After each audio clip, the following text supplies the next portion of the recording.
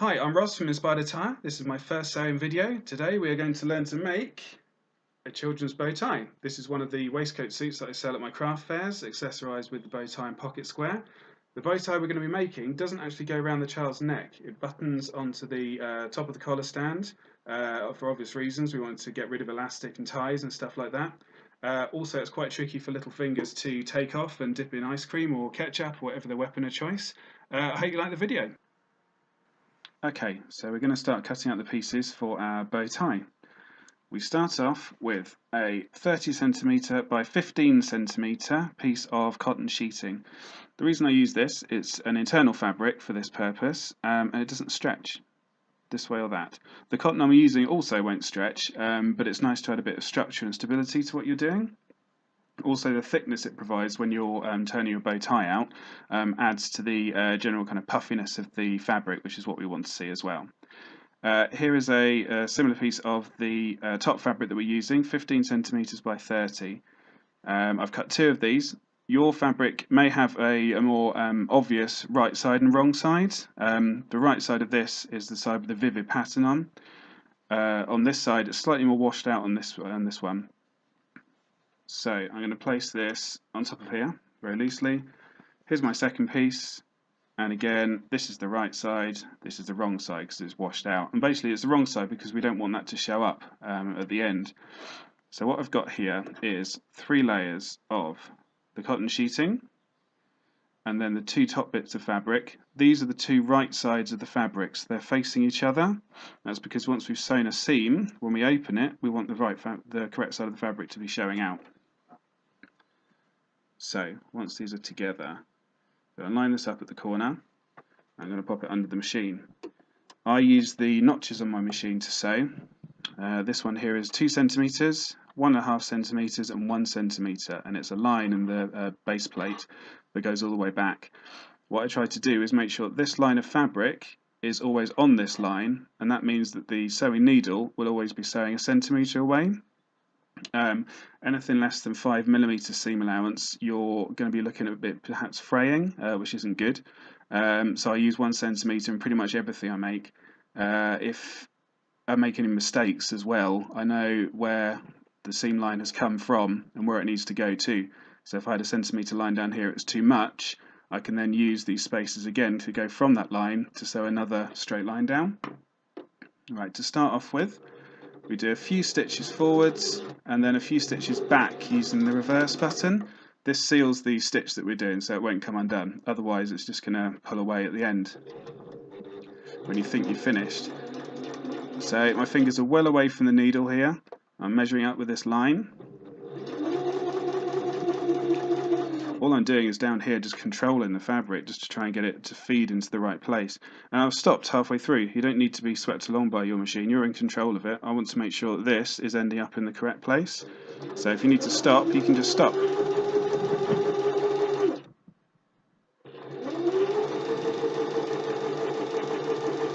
go all the way to the end here. And then once you reach it, a few stitches back, make sure that your needle has finished its cycle.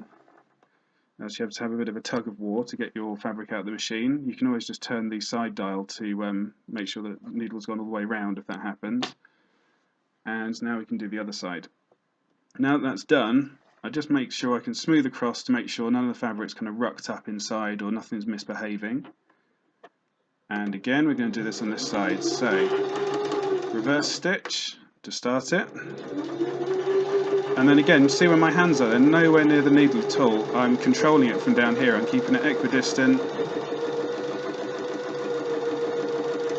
All the way down, and when I would need to hold my finger by the needle, I've just taken it away because the fabric's done what I want it to. It's feeding through, it's behaving. Let me snip these bits of seam allowance here. That's pretty much the bow that we've made.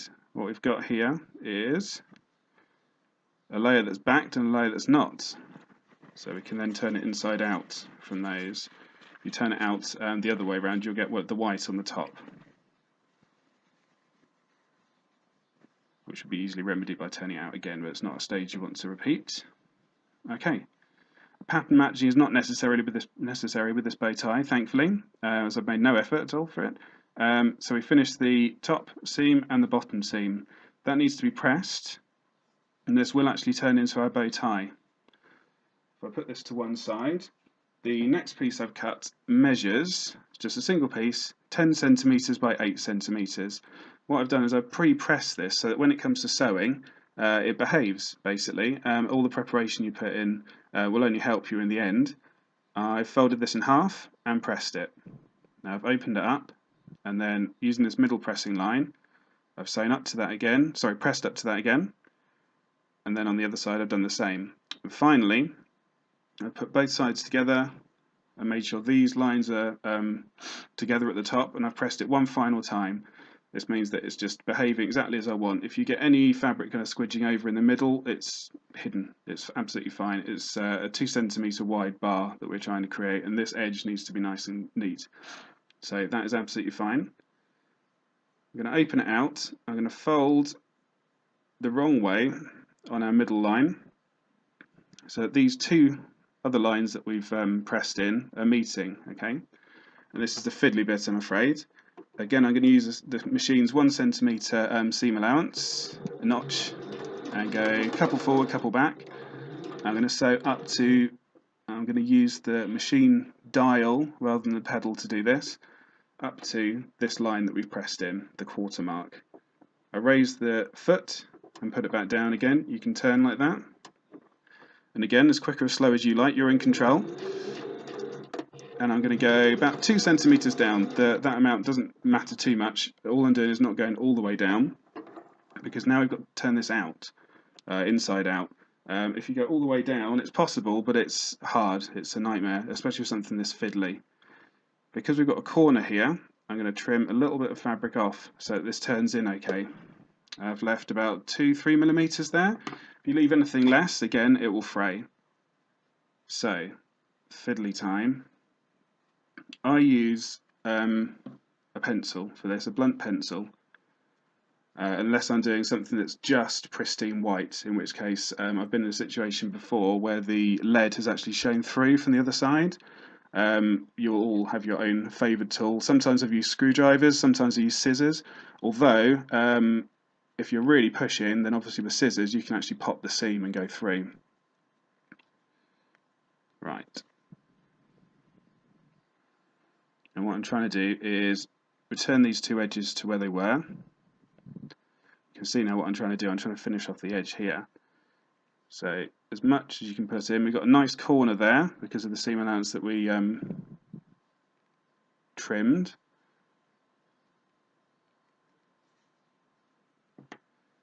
And we can press this later to make sure it's a nice shape as well. And this is going to be our tie section. What I need to do next is press this and make sure it's all in the correct place. Some of the seam allowance is slightly misbehaving in there, so I'm going to go on with the iron, make sure it's super nice and flat. And we need to put a buttonhole in here, and then we can combine it with the other bit and twist it around, and we've got a bow tie. Right, it's now time to add the buttonhole to the tie section that we've made.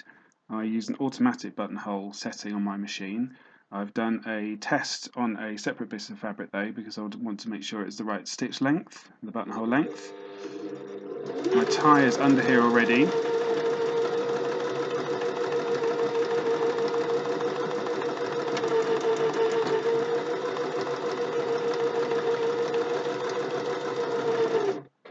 Personally, when it gets to the end of this, I start it off again until it's doing these little stitches on this side, just so it rounds the stitch better, basically. It's kind of like back stitching in my mind. It's something I was taught to do on manual buttonhole settings, so it's what I do now still, really. Trim off all the excess, and we can see here that we've got a nice buttonhole. And to cut it, I make sure that these edges are together so you're not going to cut wonky, and we're going to snip a tiny bit in between threads, in between this zigzag, I'm sorry. If you cut over them, you're cutting through your buttonhole stitch. We'll need to do it again, except you have a hole in your fabric, which makes it nigh on impossible. And then personally what I do is I just pull all these little bits out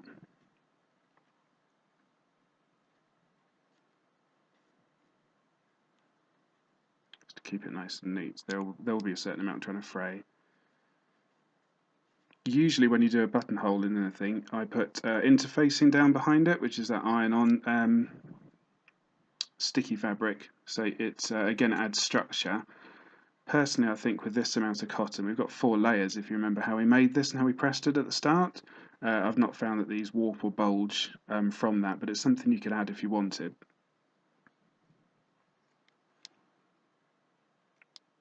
Be really careful not to snip the zigzag stitch that we've just done, especially on camera.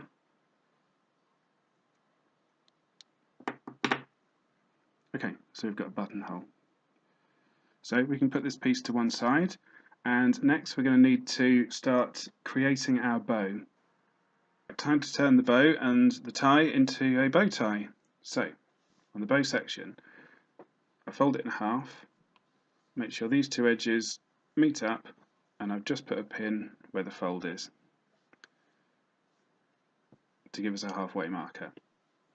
I'm then going to fold these 2 sections in, making sure the top and the bottom are level. Try not to overlap these too much, because if you see how many extra layers of fabric we've got, that's going to be really hard, because we're going to start folding backwards now. Make sure they just meet up, and then I'm going to fold this. I'm going to take this pin out first and fold this in half. So the next job is again fiddly, I'm afraid. We're going to fold this over in thirds. So the first third comes forward and then back. I'll do this again. Third forward and a third back. This slight overlap doesn't matter at this stage. What we've created there, you can see what we're going for. This is the bow tie. Right. If I do that one more time, so these fold in, then we fold the bow tie in half, then we go a third forward, a third back, then a third forward and a third back. We want everything, ideally if these bits are behaving at the sides, then the bits in the middle will as well. What we're hoping for is that these 3 bits are in line and all of this at the back is in line as well. Right, if we take our tie section, we now need to place this just on here. I tend to pop a couple of pins in. There's no chance of going in and out with this fabric, there's so much going on, so I just stick them either side. We've got centre lines, we've got this, in fact mine's pretty off. Yeah, we've got the meeting of these 2 bits to show us where the middle is. We now need to squidge this together because there's just enough fabric to go around here. If it was any more and this job became easy, then it would slip off basically. We go round the bow tie, and then if you can replace these pins, so you're going through both layers of this.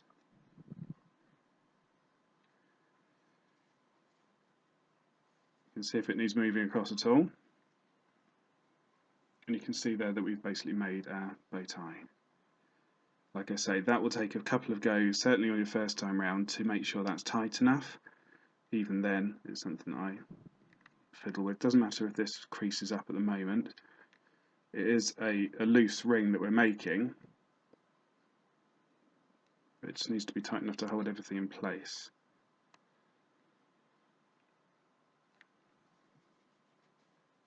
Right. And as you can see here, the buttonhole is exposed so that when the child wears it, puts it on their collar, the weight of the bow tie will make it drop. So it's hand sewing time. I use 4 threads when I hand sew. Let's pop this in for a sec. If I can use dart thread to illustrate this, I cut one long length of thread, bring the 2 ends together, and then find the end of the loop. I also bring this one up as well. So in this hand I have 2 ends and 1 loop. Snip the ends off like this. I then have 4 ends. I have to use needles with quite a wide eye but then I've got 4 threads and 2 loops. What this means is that when it comes to sewing, we already have a double loop here, so we don't have to mess about with tying knots or anything. That's just done in the bank, nice and secure. Also, you can take this pin out now, it's secure. Because we're sewing with 4 threads, we've actually gone through that 4 times already. Now we've done it 8. And now 12 times. And I'm just going to pop this through the loop here to finish it off, nice and secure.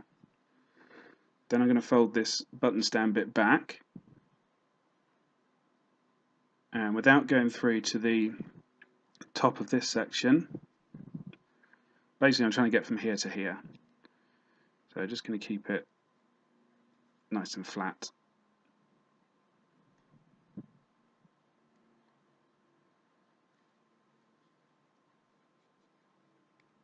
Just a couple of stitches and that's over. So that's just secured now. And to keep it nice and tight, I'm going to go through this layer again, remove the pins, and I'm going to start off by going through our loops. You're not bound to do this, make sure that they're in the right place before you do it, I mean. So that's been sewn 4 times.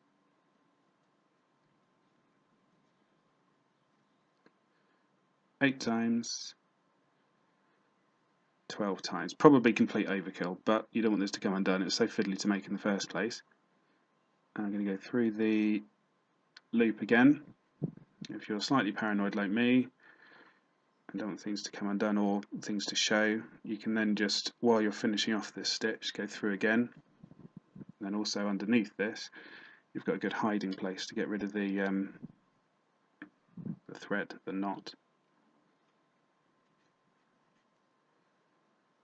Right, hardly any thread left here because of sewing 4 threads at a time.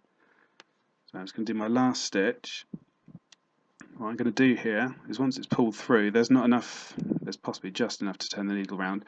Assuming there isn't, you can actually just push the back of the needle through again to tie it off. And if anything silly like that happens, you can just do this to make sure all 4 threads are behaving and pulled through properly. I find my scissors. What you now have is your bow tie. This ring can move around slightly to make sure that it's doing the right stuff. And like I say, this can go onto a child's collar and the weight of the bow tie will bring it down.